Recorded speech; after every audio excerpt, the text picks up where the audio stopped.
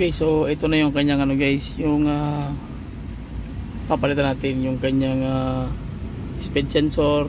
Ayan, vehicle speed sensor. Tapos yung kanyang secondary air injection system, switching valve B, circuit open, yung kanyang rough idling, and then yung kanyang startability malfunction. So ang gagawin natin ito guys, i-clear lang natin ito lahat.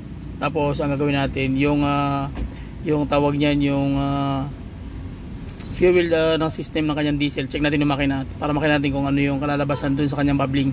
Okay, so ito kasi itong mga sakit na to, matatagal na mga sakit ito. Ngayon lang siya na reading kasi nga ngayon lang ito na engine scan daw, sabi ng may-ari. Okay, so itong mga code na to, i-delete natin yan. Tapos check natin yung makina after natin pag-delete. So i-clear natin guys.